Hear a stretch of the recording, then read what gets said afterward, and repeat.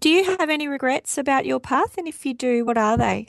No, I can't say that I do, because I've, as much as, like a lot of things, just because I, have a spirituality and live life from that doesn't mean it's all hunky-dory or rosy. I still face a lot of challenges that people do on a day-to-day basis, and having to deal with interacting with people and, money worries and all those sort of things. I think it's just my ability to cope with those things is different to most.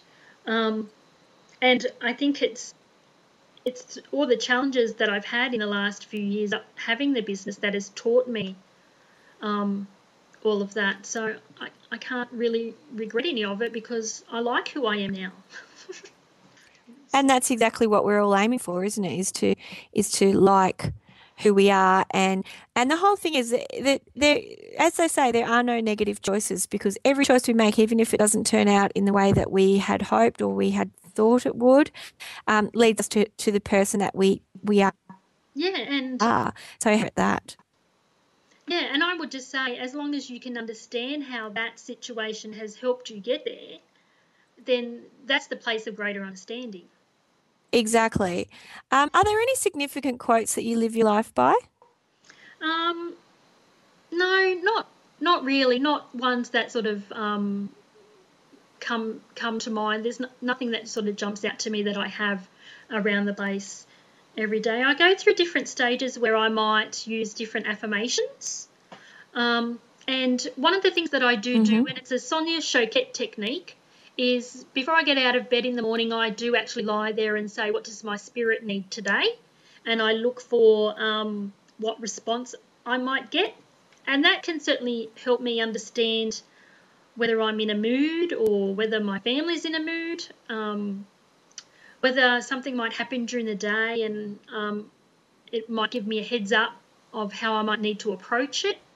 Sometimes I might even just get the fact that I need to rest, and therefore I feel like I've got permission to do that. So Mm.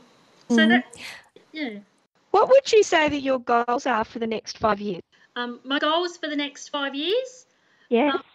We're currently in production for our new TV show called Inspirit Television, which is a bit of a branch off from the magazine. And that's going to air on the community channels in Sydney and in Melbourne in the first quarter of 2011.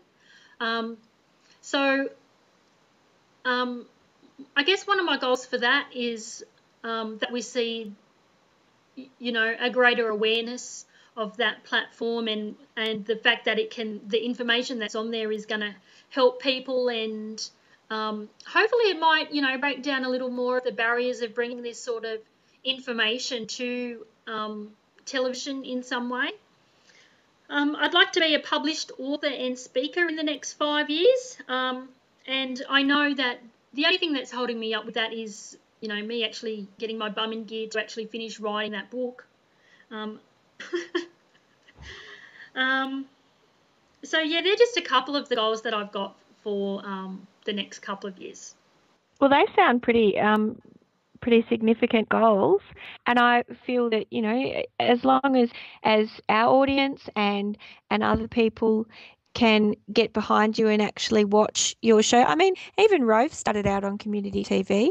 That's where he started before he was picked up by one of the major channels. So there's hope for us all, and I really feel that a, a down to earth approach to spirituality is such as the one you have would be refreshing, would be a refreshing approach to presenting spirituality on TV. I feel as though you're really on the right track with demystifying it all and making it accessible to everyone, not something that's sort of held up there and made all mysterious and frightening. I think that's part of the reason why some people don't embrace it, because they're a little bit frightened that you've got to be someone, off the planet or a little bit odd to be doing it. Well, thanks for that feedback, and I think you're right, because we have, we've shot things and, gone into a psychic fair, we've gone into a pagan gods and goddesses workshop with Stacey DeMarco, and we're really trying to just show people and say, hey, this is what happens in these events. It doesn't have to be, it's not all as mysterious or weird as what you might think. So hopefully I think it might go some way to bringing those barriers down a little more. Be a little bit like the series that Dawn Porter did, although hers was about sex. Yours is not that quite that raunchy, but it was still the same thing. It was about different ways that people express themselves and kind of demystifying all of that. Yeah, definitely. So, and I mean, I found that that series quite interesting. Didn't necessarily change my mind about some of them, but it was interesting nevertheless. And I feel as though that's the kind of approach we need to take towards spirituality is about demystifying. It's one of the natural things in the world to follow your gut instinct, and yet so many of us don't do it. Exactly, yeah. Okay, now at the end of your life, we'll finish up with this one, but at the end of your life, how would you like to be remembered? I think I'd like to be remembered as someone who lived from her heart. I hope that that's what my kids see. Who walked her talk, and who, on a broader scale, who made a difference to the landscape of the psychic and self-help industry here in Australia. Well, I think that's a noble thing to want to be remembered for, and I'm sure that you're going to get there because I really feel as though you're on the right track towards achieving everything that you're setting out to achieve, and hopefully interviews like this one will help you to get there and help more people to hear your message, and I really look forward to watching you progress along the way.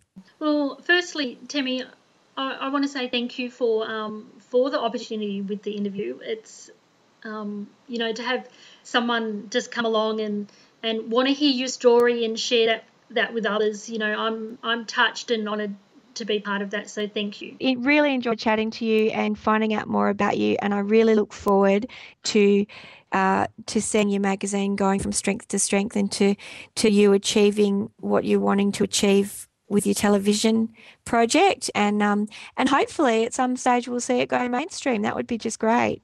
Yeah, well, you never know. You never do. No, so thank you.